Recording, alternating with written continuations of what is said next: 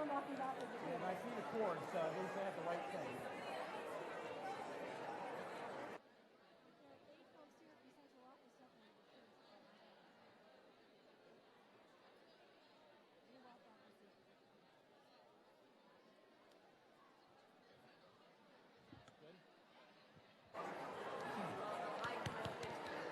Good morning, ladies and gentlemen. If I can get everyone quieted down in the next 15 seconds, finish those conversations. Thank you.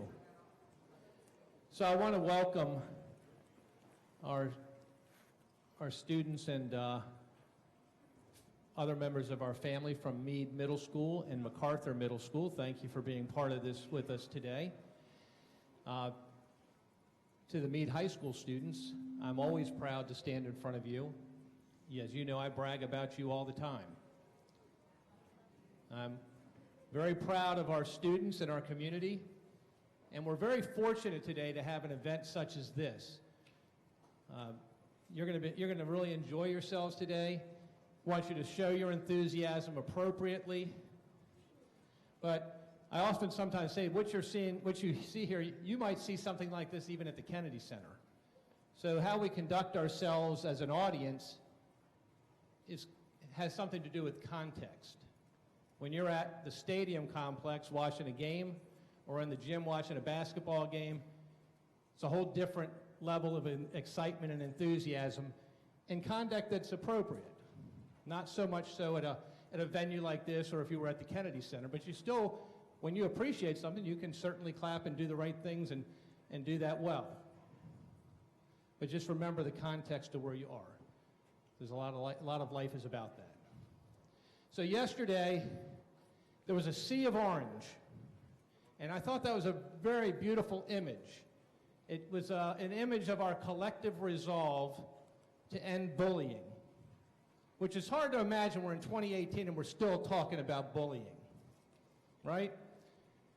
We talk about creating a climate of respect without exception at Meade High School. No exceptions. That includes from the adults too, right? Sometimes students think I'm just talking about them. A climate of respect. We say if you show class and character in everything you say and everything you do, you cannot have a problem in life. Very simple. So yesterday was Unity Day and we all wore orange, or many did. But as I tweeted out yesterday, actually it's kind of funny that I tweeted out, 25, 30 years ago my students thought I was fairly hip. Not so much anymore, but I do have a Twitter account. And one of the things I tweeted out yesterday was, one of the things I said was, the orange was a great visual representation, but that was like one day. If we are really committed, that's every day. And one of the things we talked about, our goal, and the goal of this school system, and certainly the goal of Meade High School, is a climate of kindness, respect, acceptance, and inclusion. Every day, not just on Orange Day. And I can tell you, I could walk around this audience and pull people out and talk about how they just exemplify everything about class and character. We're talking about uniting generations, bridging cultures. So you're in for a great show. I'm not going to introduce Ravi. I'm going to have Miss Mary Austin, who is the coordinator for IB, or International Baccalaureate, for the Anne Arundel County Public Schools. I'm just very thrilled to have Ravi here today. I know when you're watching this, and at the end of this, you're going to say, wow, I'm so glad I was part of this. Miss Austin will introduce our performer, and sit back and really enjoy a great show. Good morning. Thank you, Mr. York. So good morning again. Welcome. We are thrilled that you're here with us today to celebrate the 50th anniversary of the IB organization. Welcome as well to our schools from the IB Mid-Atlantic region who are joining us via live stream, and also Annapolis Middle joining us via live stream this morning. Our speaker today is dynamic, exciting. You are in for a real treat. He has been seen on Good Morning America, Saturday Night Live, performed at the White House and Madison Square Garden. Ravi is the former member of a top-selling band. He's a published author. He's a pilot known as the Raviator. He's a cultural diplomat for the U.S. Department of State. He's dedicated to bridging cultures and uniting generations and advocates globally on behalf of the arts, entrepreneurship, and education. So please join me in welcoming our keynote speaker, Ravi. Thank you. How's everybody doing? Good? Well, it's nice of you all to come here in the morning and to welcome me here. It's great to be here. You know, I travel about 250 days a year. So I'm on the road a lot, but it's always nice to come to audiences, and I only live about 3 hours from here, so I'm close to home. This is kind of a local gig for me, so it's great to be here. I think I'm going to start today. I'm going to tell you a story I haven't told before, and it might strike you as odd, because I'm going to tell you about a recent Uber ride that I had. Did you ever think some guy was going to stand up and tell you about his last Uber ride? It was so interesting. I was in Minneapolis, and I got to the airport, took out my phone, called an Uber. The driver showed up, put my bags in the car, got in the car, and I noticed that he wasn't really from around here. He was from somewhere else. So I asked him, I said, so where are you from? He said, I come from the country of Laos. I said, Laos? That's so interesting. I've never been there. Do you go back to Laos often? He says, no. I said, why? He said, because it's too dangerous for my family to be there. I said, help me understand this. Why is it too dangerous? He said, well, my father was a soldier, and he fought on the side of the U.S. in the Vietnam War.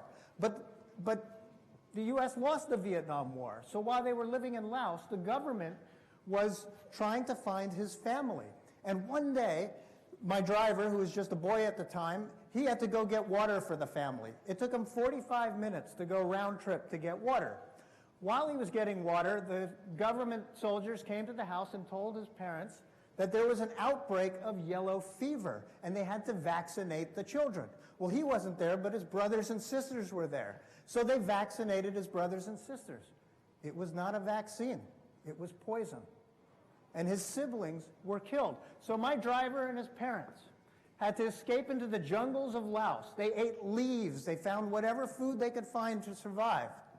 And then they finally got refugee status in Thailand. They lived in Thailand for a while, then got refugee status in California. They couldn't make a living in California.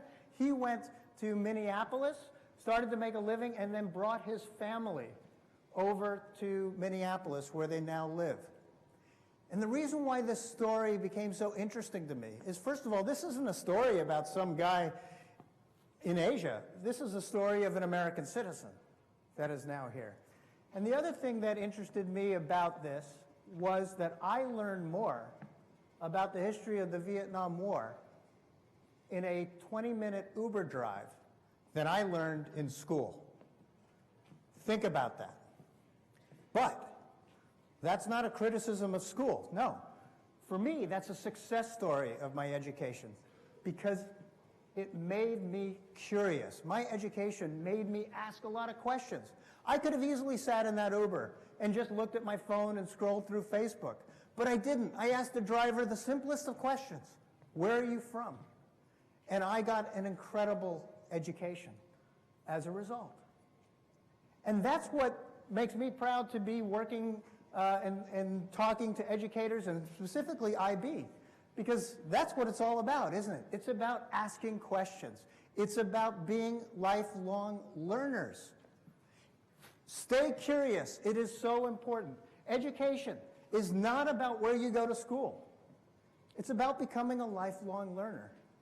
And in my mind, that's the real value of what you are learning through the IB programs, is the ability to ask a lot of questions, be curious, stay curious, and the stuff that you're going to learn is the stuff that will help you live your dreams.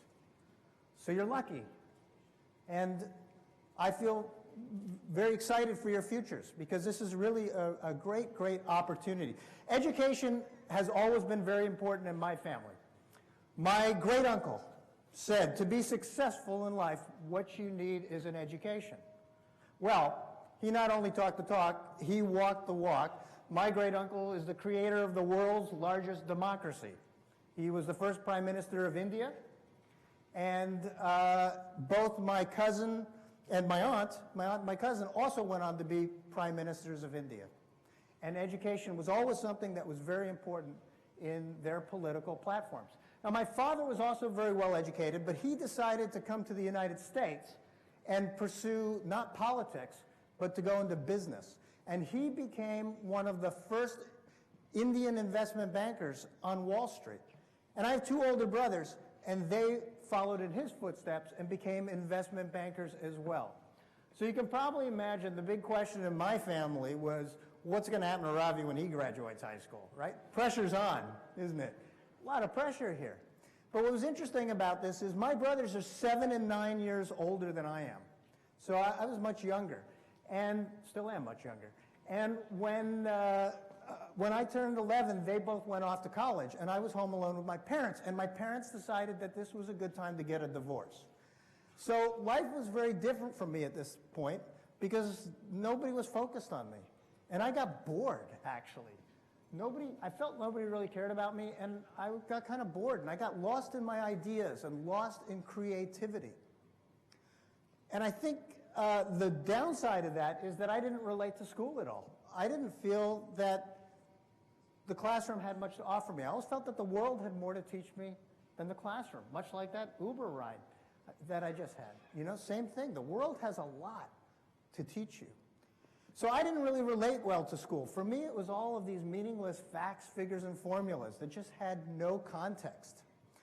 But I think that's because I had a dream. My dream was to be Angus Young of AC/DC. That was my dream. Power of rock and roll, right? The electric guitar, and that's what really excited me. So on my 11th birthday, my mother bought me my first electric guitar. I grew up in the suburbs of New York City. As far as I was concerned, I was already playing Madison Square Garden. I thought I was a rock star at the age of 11. By the time I got to middle school, I had started my first band. We thought we were pretty cool. We were playing all the big gigs, you know, like Field Day, you know, those kinds of things. But we were having a great time. We were living the dream, you know, and I knew at that point in my life that this is what I wanted to do. But by the time I got to high school, to be very honest, I wanted to drop out. I was not interested in school, and all I wanted to do was just start working as a professional musician and really live my dream. But there are two reasons why I didn't drop out. And that's these two people, my two music teachers from high school. It was the music programs that made me want to get up every day and come to school. And as a result, I was the beneficiary of a great education in every subject, not just music, but in every subject. And that's, again, what's so great about programs like the IB program, with their emphasis on the arts. Because if it were not for a program that emphasized arts, then I might have been a high school dropout statistic. But I didn't. Instead, I completed my education. And then, of course, because of my family's focus on university, it was very important for them that I pursue a university as well. But what I wanted to do, and while I was still in high school, I wanted to start working. So I started teaching guitar at the local music store while I was still in high school on the weekends. And then because I lived only 45 minutes away from New York City, I would jump on a train and go into New York some days after school and hang out in the really cool recording studios of New York City and watch professionals work. So with the money that I was making teaching guitar and the education that I was getting not only in school but also by going into the studios in New York, I was able to build my own recording studio before I graduated high school. And now I had a business. I had a teaching business. I had recording clients. It was pretty cool. Most of my friends had paper routes, but I had this. And I was pretty excited about it and living that dream. But there was a lot of pressure in my family to consider college, and I'm glad that that happened. And I thought about, you know, going to school. I said, what do I have to lose? What do I have to lose by giving it a shot, right? So I was lucky enough. I applied to schools. I was lucky enough to get into NYU, New York University, and I decided to study classical music there. Even though rock and roll was my interest, I thought, let me study something that'll make me step out of my comfort zone and broaden my horizons. So I wanted to really do that, and it was a great thing. It really helped me in everything that I do to become a more well-rounded musician and a well-rounded person. Well, in 1997, I got to live my dream. I was the guitar player of what was the top-selling band in the world that year. It was really a great opportunity. It was a band that many of your teachers know, but you may have forgotten. It's a band called Hanson. Anybody heard of Hanson? All right. Yep. Okay, well, how many 13-year-olds are in the room? We have any of your 13-year-olds? Okay. Our fan base, so you know, were like 30,000 screaming 13-year-old girls every single night. It was a pretty cool gig. It was a lot of fun. It was a bizarre sound, too. Can you imagine 30,000 screaming 13-year-old girls? What that sounds like? We called it a squeakwoodsie, because it was just like this big squeak that would come over the stage. But it was an incredible experience. And I was very lucky to have this experience. And I want to tell you a little bit of the backstory of how I got this gig, because it's pretty unusual.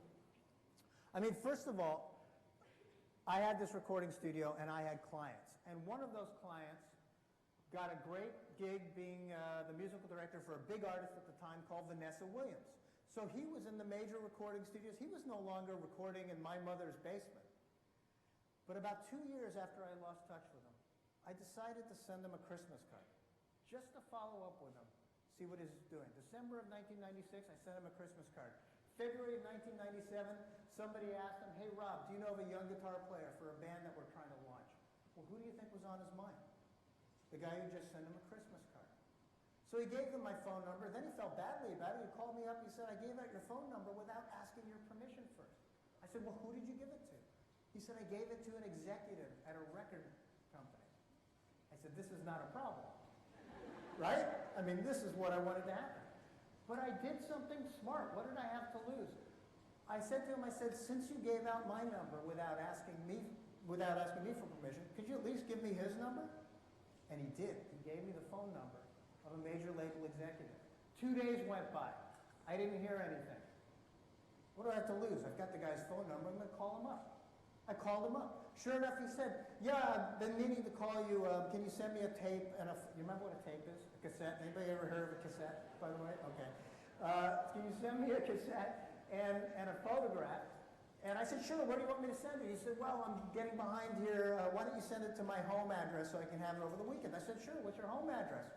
I realized he lived 20 minutes away from me. So I said, you know, if you want, I could drive this over to you tonight.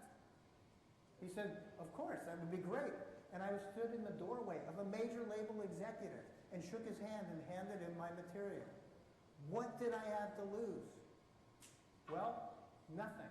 All I had was to gain, and I was hired for that. This is early in our career. You know it's early because we're all flying in economy, right? So that was early in our career. That was March of 1997. Only 2 months later, we had the #1 song on the Billboard charts. And then a few months after that, we had a private bus and a tour and a private jet, because we were now the top-selling band in the world. And think about how that all came about for me. I went after it. It didn't really come to me. I had to go after it. I had to ask myself, what do I have to lose? And I had to constantly try to stay in control of that opportunity and make sure that I would always have that opportunity. That's how most of these things happen. Side note, the guy, my friend Rob, who referred me to what became the top-selling band in the world, had never heard me play guitar. Think about that. He put his own reputation on the line, having never actually heard me play guitar. He worked with me in the studio. He knew I was a professional. He knew I was reliable. He knew I was responsible. He probably assumed that he had heard me play and that I was pretty good. But he had never actually heard me play. It's all about what you project. You project responsibility, reliability, professionalism, and you be a nice person so people want to hang out with you. And Rob knew that if he referred me, it would make him look good. That's the kind of reputation you want to have, because that's the kind of reputation that you can earn, and that builds trust, and that opens a lot of doors. So we had a great time. This was amazing. I played every television show you can imagine, from David Letterman's show, Saturday Night Live, The Tonight Show, The Today Show, Good Morning America. List goes on and on and on. One of our most famous fans was able to convince her parents to invite us to play their Christmas party. So President Clinton and Hillary Clinton invited us to play their Christmas party at the White House that year. pretty intense, pretty awesome. And it all happened because I asked Rob for the phone number of the guy, and I picked up the phone and called him. Pretty incredible stuff. I really lived all of my dreams, and then it all went away. It all disappeared. 2 years later, the internet came around, and it changed the record label, it changed the record industry, and all of us lost our contracts. And everything I had worked up in my life for that day, I thought my career was set, disappeared. And I didn't know what to do. I had lived my dream. It's a weird experience when you live your dream at a young age. You don't know what you're going to do with the rest of your life. So I really started thinking, all right, well, what do I have to lose? What do I have? Anybody know what I have at this point? Somebody take a guess. What do I have? I didn't have much money. I had an incredible experience, but not a lot of money. I had reputation, I had experience, but you know what I really had? I had a story. I had a pretty incredible story to tell. And so what did I have to lose? I had to step out of my comfort zone and expand my horizons. So I picked up the phone and I started calling magazines and said, I want to tell my story. Would you be interested in interviewing me? And most of them were not, actually. But one said to me, we think it'd be interesting if you told your story yourself. Have you ever written before? And I said, oh yeah. I had never written before. But I have this habit of saying yes to things and then figuring it out and doing a good job. So I said, yeah, I've written before. They said, great, well, why don't you write us an 800-word article on your experiences from the road? So I said, sure. So Musician Magazine, the first one there, launched my writing career. And for about the next 6 years, I wrote hundreds of magazine articles for major music publications that were read all over the world. I'd really expanded my audience now. It was a very interesting experience. And then all of a sudden, I had all this material to write a book. And Simon & Schuster, the world's biggest publisher, said, we'll publish your book. Another quick story here, because what happened was, I actually called an agent who had sold another book on Hanson, and I said, can you sell my book? And she said, oh, absolutely, this will be great.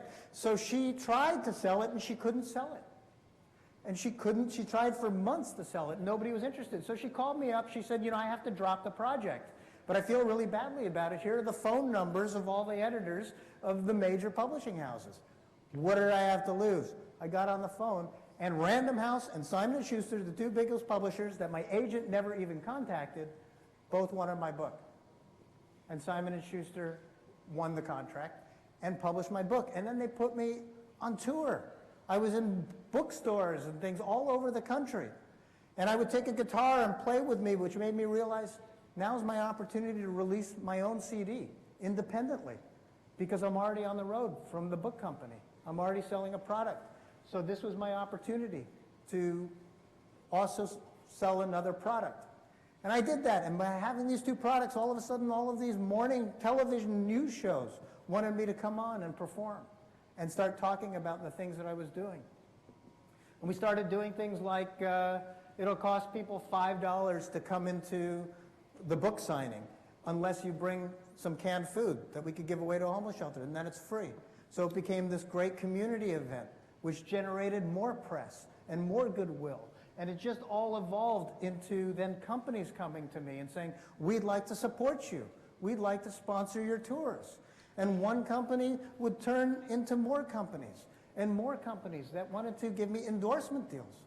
Because I was doing three things. I had a book out, I had a CD out, but I was also doing good in the world by collecting canned goods wherever I go and giving them to homeless shelters in the local communities.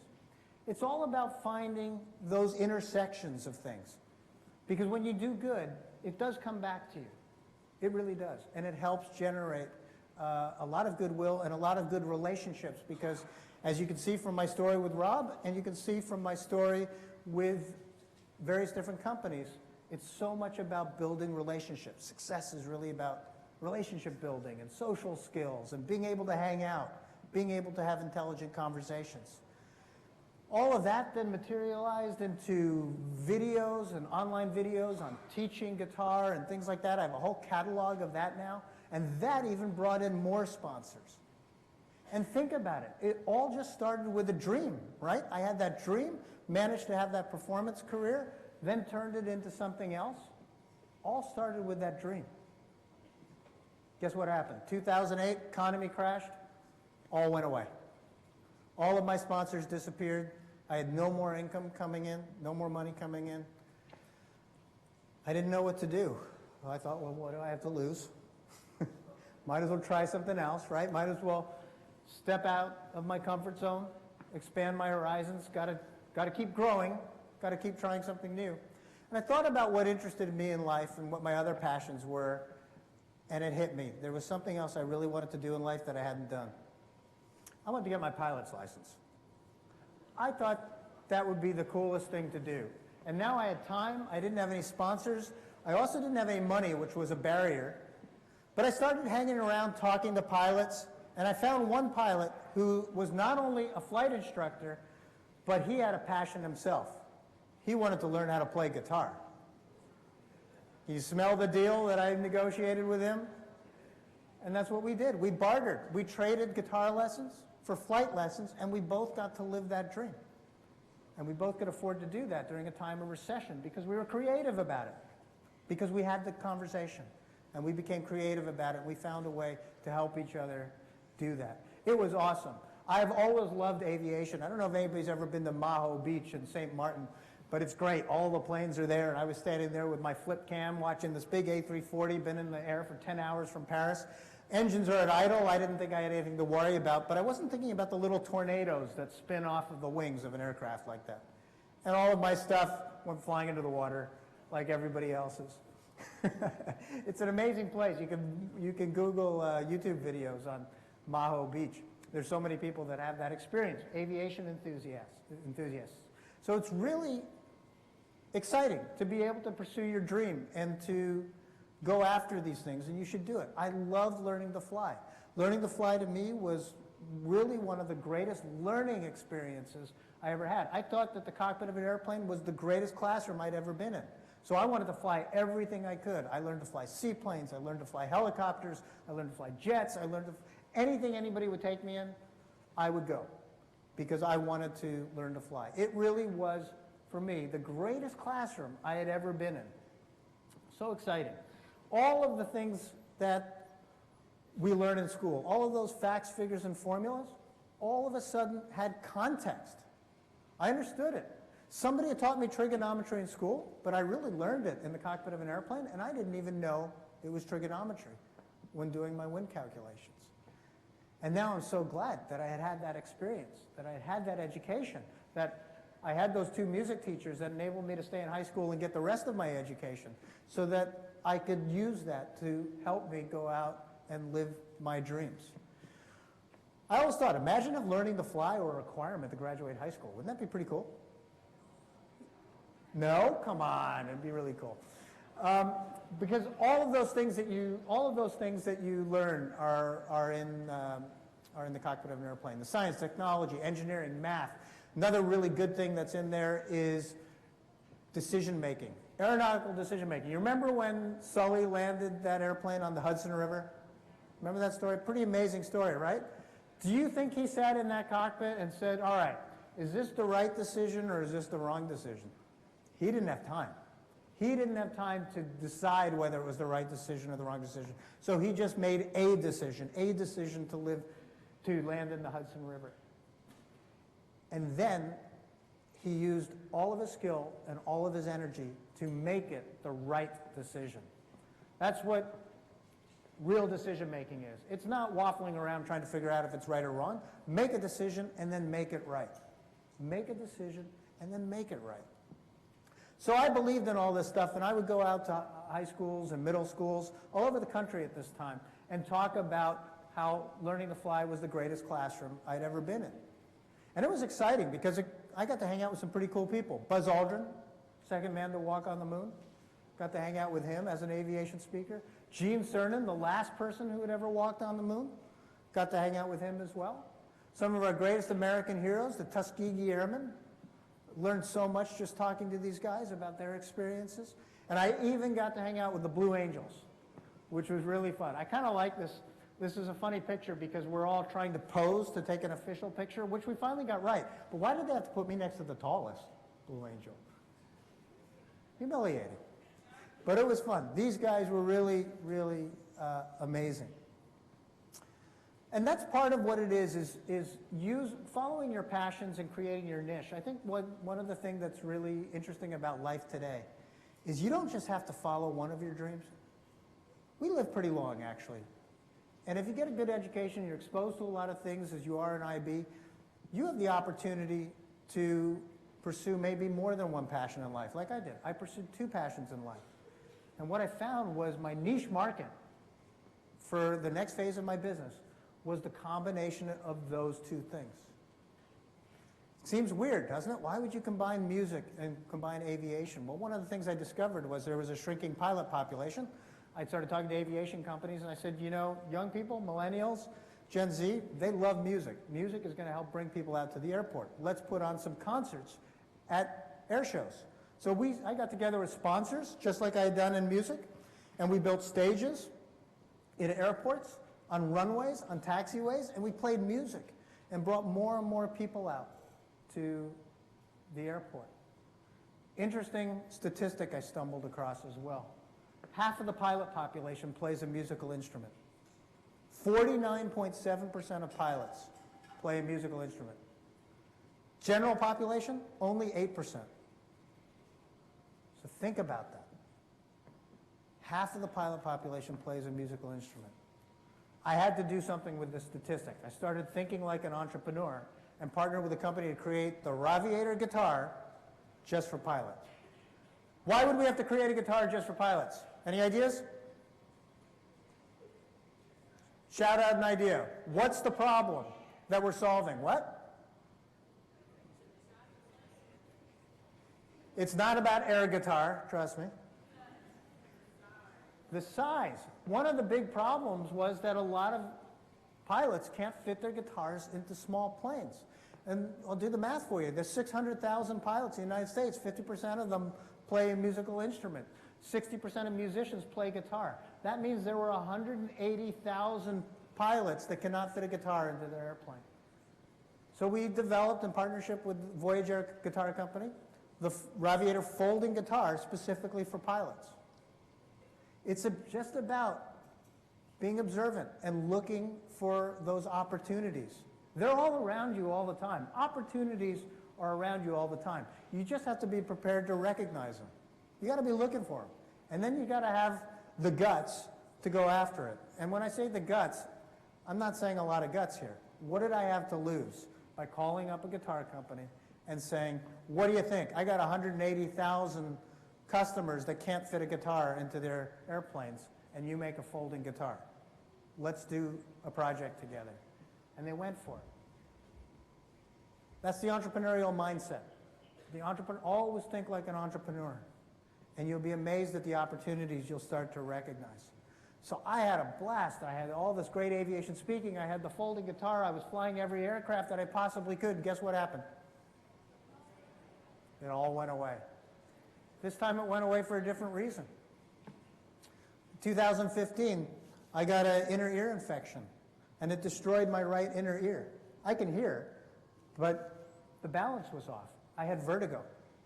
And in fact, it's never going to be corrected. Although what's happened now is my brain spins me in the other direction automatically.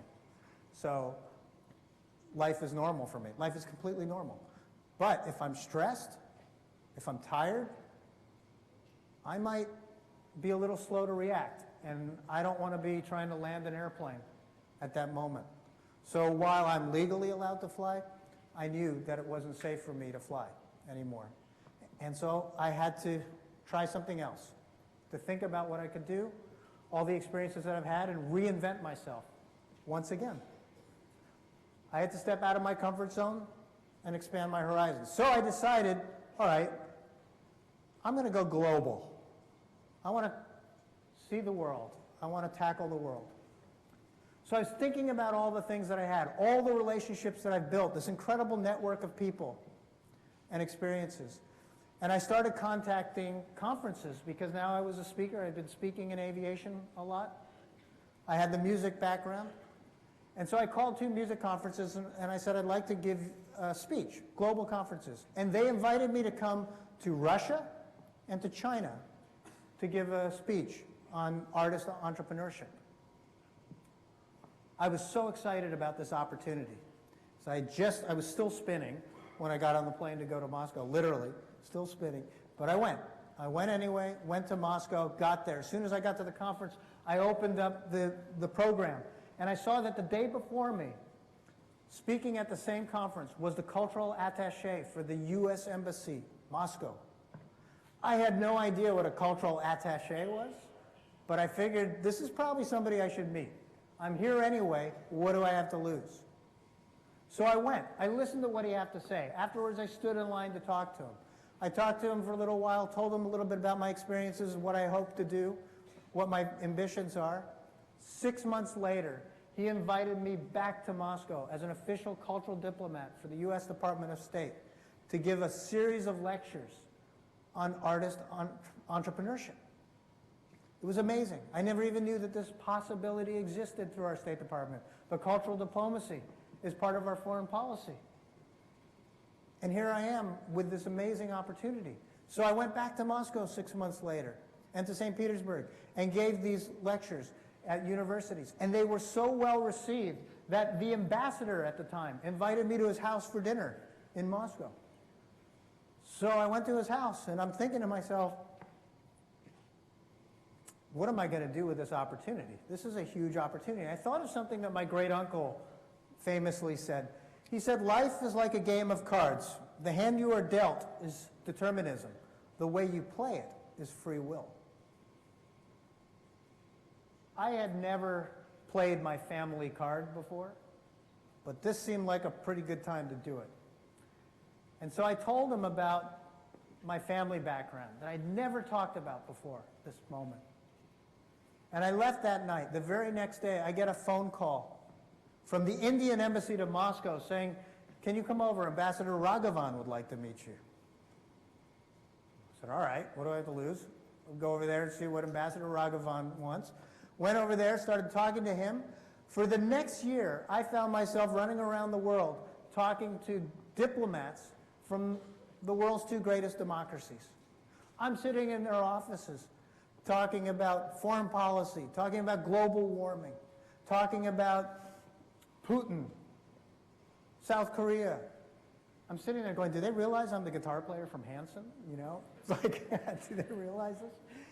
It was an incredible learning opportunity for me, an incredible experience to be around all these people. Again, building my network now at a very high level.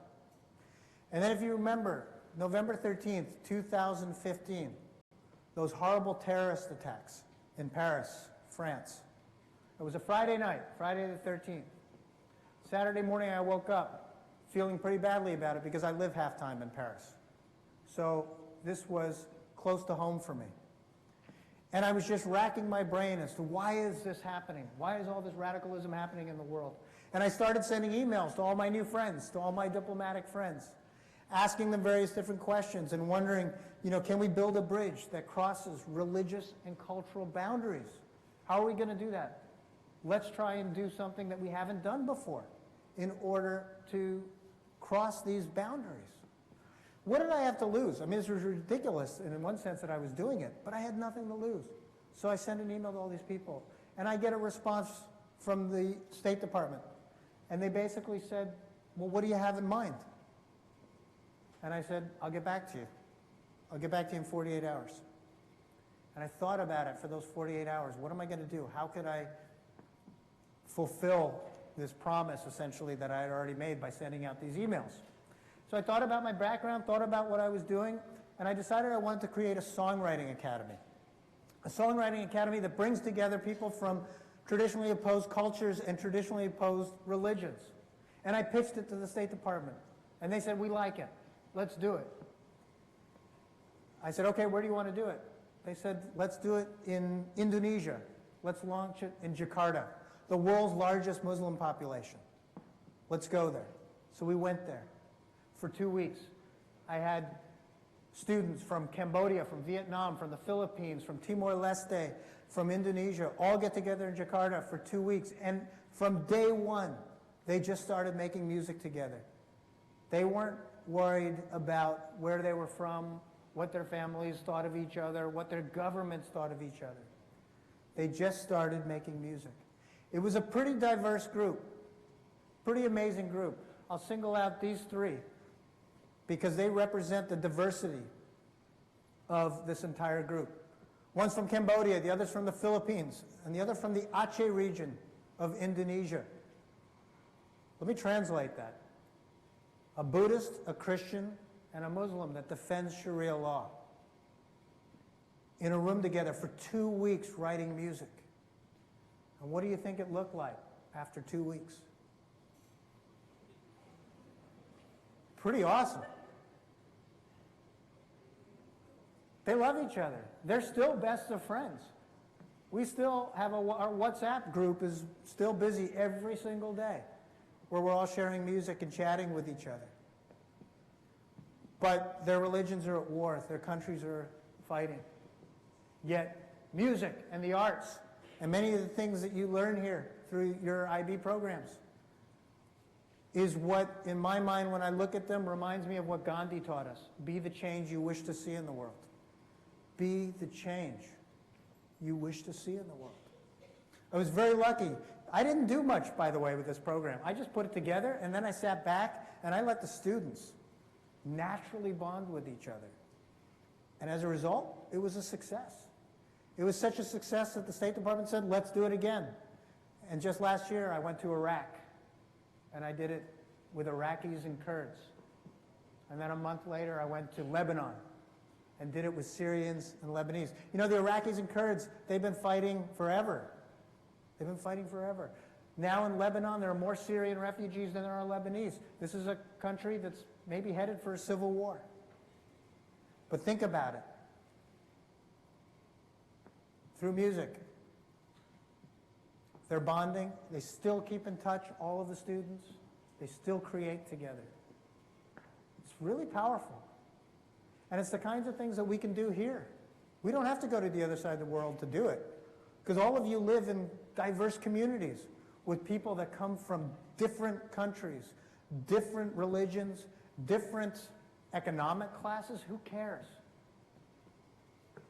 None of that ever needs to come in between any of us, because we all have so much more in common than we have differences, because we're all human beings, because we all love music, we all love sports, we all love food. There are so many things that we can connect with. And that's part of your great opportunity when you go into the world, is how do you bring people together? How do we work towards peace? How do we work towards peace? Be the change you wish to see in the world. Be the change you wish to see in the world. Another project I have, it's really wonderful, very close to my heart, is in India. Of course, going back to some of my family roots. I partner with a boarding school in India for the poorest of the poor in the world. We take these kids out of the villages at the age of 4, and we pay for their education up to their master's degree. It's a pretty awesome program. Had the school for 20 years. School started the same year I was in Hanson in 1997. We now have graduates. Those graduates work for Amazon, Deloitte, Goldman Sachs, American Express, and in many cases their parents still eat insects. That's how poor they are. But now we have some of the salaries, anywhere from 10 to 50% of the students go back into the villages, build a home, teach the value of an education. Teach the value of an education to the poorest of the poor. It's pretty awesome. These kids are absolutely amazing. And I was there one year, and I went from there directly to Los Angeles to work with some foster kids, actually. And when I was in Los Angeles, I was telling the foster kids about these new students that I've been working with in India, and they had so many questions. They were so intrigued by it. So I said, do you want to do a Skype chat with the kids in India? They said, yeah, we'd love to do that. I said, okay. I called up the school in India. I said, do you want to do a Skype chat with the kids in Los Angeles? They said, love to do that. I was now nervous. I didn't know if they'd have anything to talk about. So I scripted a 30-minute script. Within 10 minutes, they were off the script. 90 minutes later, they were still talking. When they ran out of things to talk about, they started showing each other dance moves. And the girls in LA couldn't believe that some kid in the village of India could move like that. And the whole thing ended with the kids in India beatboxing and the girls in Los Angeles dancing in real time. This was one of the proudest moments, I kid you not, of my life, to just watch this unfold naturally. And I did a press conference afterwards, and the only thing I could think of is, wouldn't it be great if we could get young Israelis and young Palestinians to bond naturally before we teach them how to hate each other? Think about that. Could world peace be that simple? Could world peace be that simple? I think maybe it could be. And I think you all have that opportunity to help us get there. I believe that world peace is possible. I really do. Anybody know what is needed in order to make world peace possible? I'll give you my opinion, but I want you to think about that, because it is the entrepreneur of the future that will figure out how to make world peace possible. And all they have to do is figure out how to make world peace profitable. Think about that concept. We have war because war is profitable. But I see it everywhere I go that people want to get along and want to live in peace, including Russia, including China, including every country I can think of. World peace is possible if we can make it profitable. Think about that concept. How can you, in the rest of your lives, build a business that helps make world peace profitable? Because then we'll have it. Cultural competency, I think, is the most important skill of the future. Cultural competency. Learn about each other's cultures.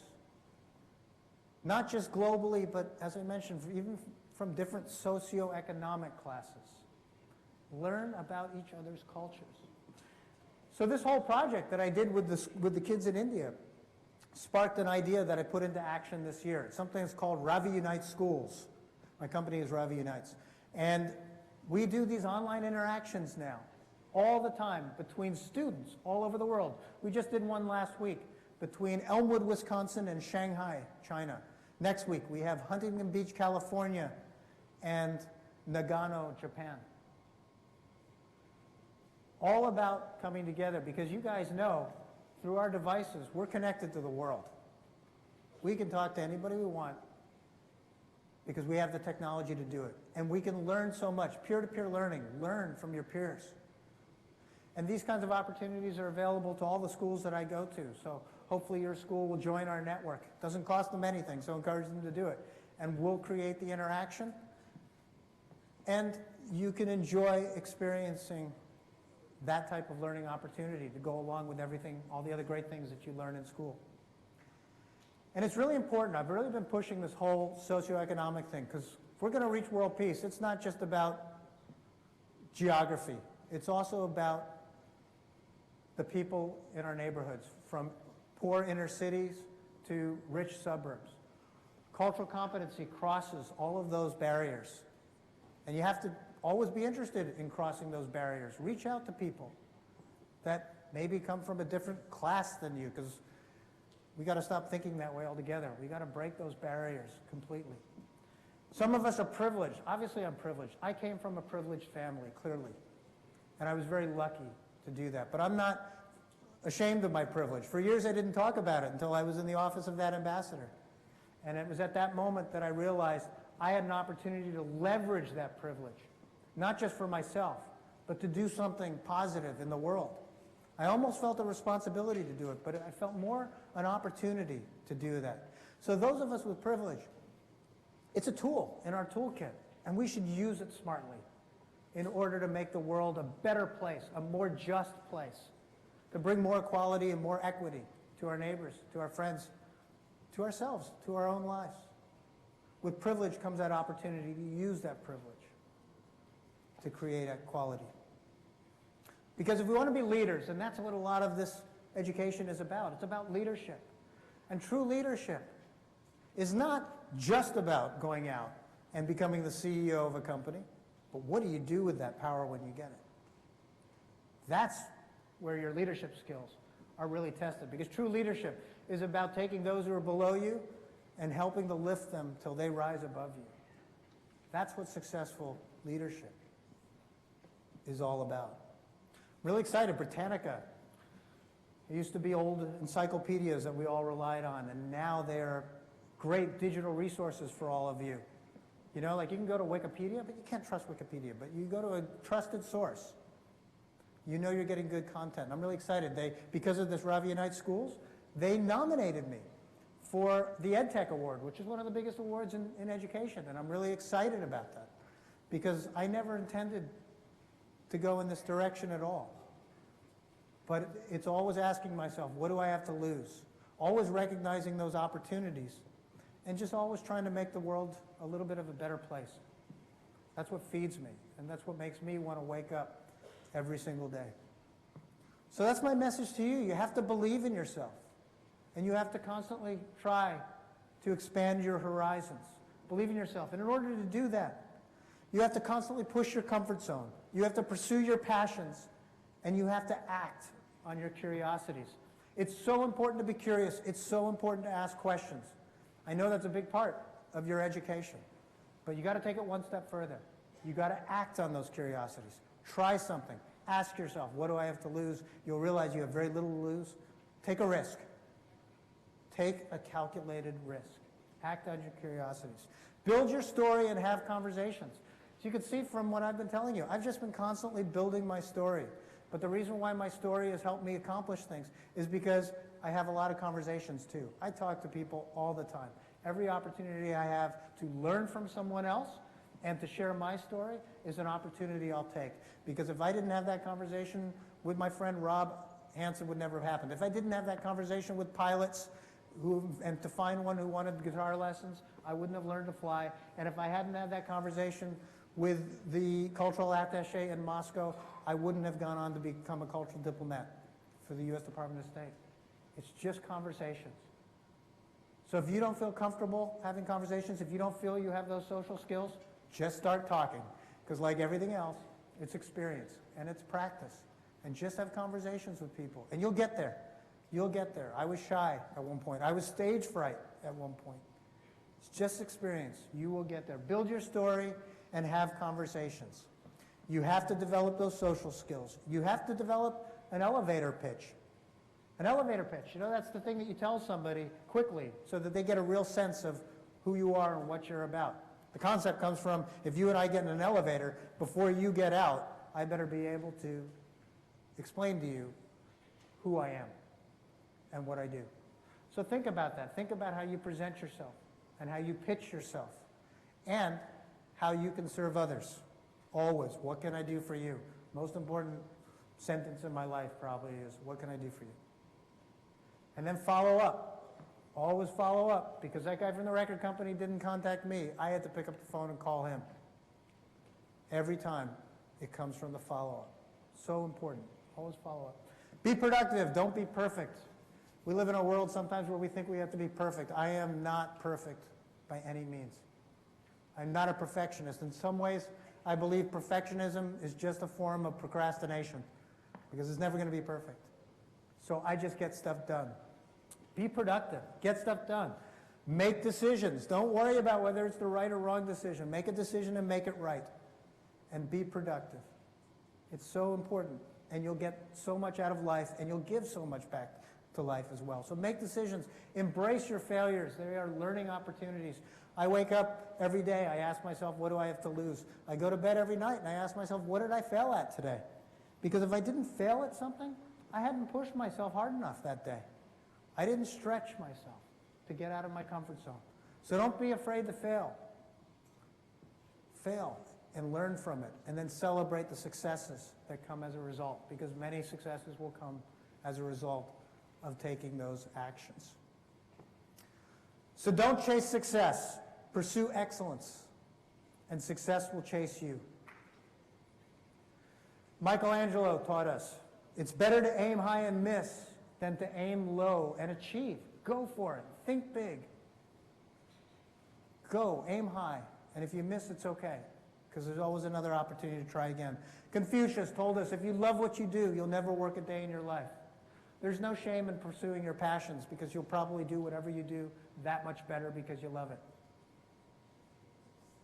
And finally, Gandhi, be the change you wish to see in the world.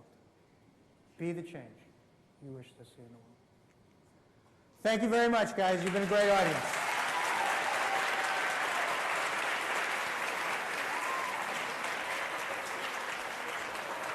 When I got here today, there was a guitar. Do you guys want to hear a song before you leave? Sure? All right, let's do it.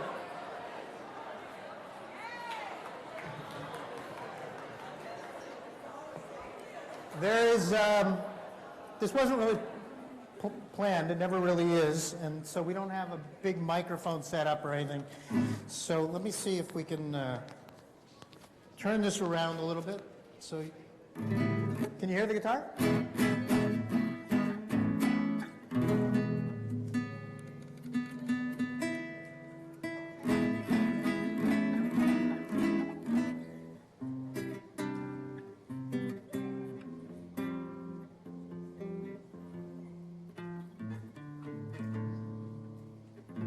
Okay, this is a song I wrote some years ago called, yeah, there you go. Who needs a band when you got an audience? Well, hey girl, I see you're alone tonight. Scary world when you can't find the light. Well, my old friend, don't you know you can run, you can hide, but you keep it all inside. So turn around. It's not too far going from lost to found. You've hit the ground. Don't you fade, sunflower in the shade.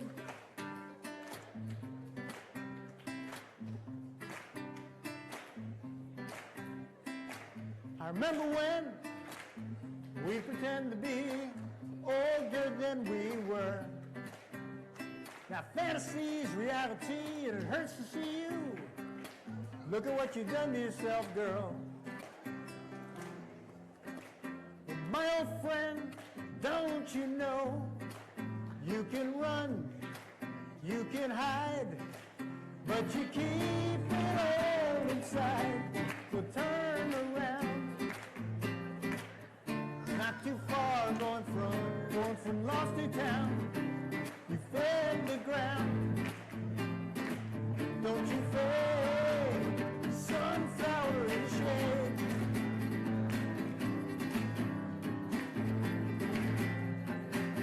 Sunflower in the shade. Sunflower in the shade. Now don't you fade.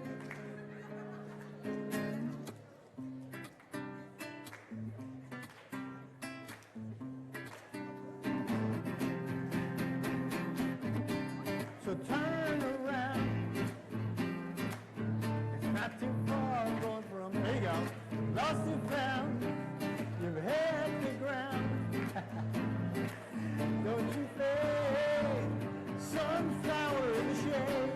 So turn around. Not too far going from lost and found. Hit the ground. Don't you fade, sunflower in the shade. That looks pretty cool.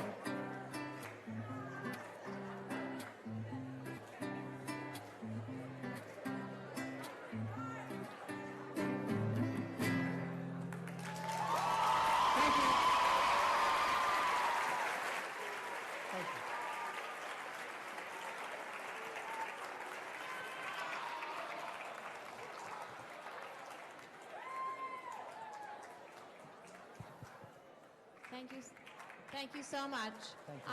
Thank you. So let's give him one more round of applause.